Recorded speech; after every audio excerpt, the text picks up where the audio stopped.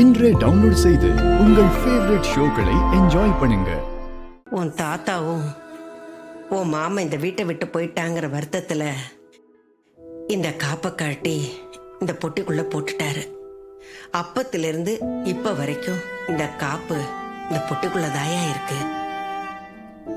இந்த காப்பை கழட்டி இந்த பெட்டிக்குள்ள போடுறதுக்கு முன்னாடி உங்க தாத்தா ஒண்ணு சொன்னாரியா, நம்ம குடும்பத்துல என்ன மாதிரி வீரனா நேர்மையானவனா ஊரே மெச்சுற மாதிரி எந்த ஆம்பளை உருவாகி வரானோ அவன் கையில தான் இந்த காப்பை போடணும், எல்லா தகுதியும் அவனுக்கு தான் இருக்குதுன்னு சொன்னாரு.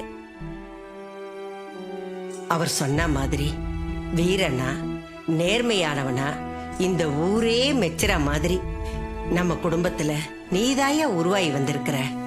நம்ம குடும்பத்தோட கௌரவத்தையும் பெருமையும் நீதாயா காப்பாத்துற. அதனாலதான் இந்த காப்பை உனக்கு போடணும்னு சொல்லி உன்னை வர சொன்ன.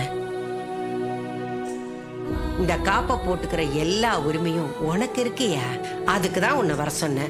நீ இந்த காப்பை போட்டுக்கிட்டு இந்த கும்பாபிஷேகத்தை ஜாம் ஜாமுன்னு நடத்தணும். அதை என் கண்ணால பாக்கணும்யா, அதுக்குதான் வர சொன்ன உன்னை. என்னையா என்ன யோசிக்கிற?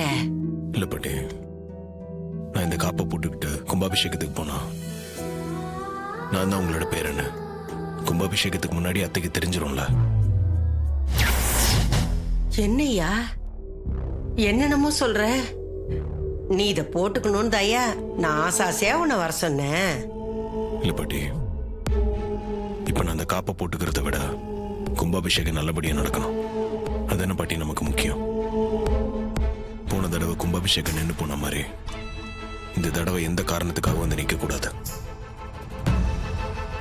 தாத்தா ஆசைப்பட்ட மாதிரியே மாமா கையால் இந்த கும்பாபிஷேகம் நல்லபடியா நடக்கணும். அது மட்டும்தான் பாட்டி என் மனசுல இருக்கு. சரியா, நீ சொல்றதாயா சரி. ஏதோ உன் கையில இந்த காப்பை போட்டு பார்க்கணுங்கிற ஆசையில தாயா சொன்ன. பரவாயில்லையா, இந்த காப்பை நீ போட்டுக்கிற நல்ல நாள் சீக்கிரத்திலே வரும். அதை என் அப்ப முருகன் நிறைவேற்றி வைப்பான். அந்த நம்பிக்கை எனக்கு இருக்கு.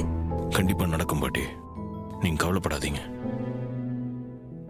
சரிங்க பாட்டி, நான் கிளம்பட்டுமா? சரியா, வரேன் பாட்டி. வா.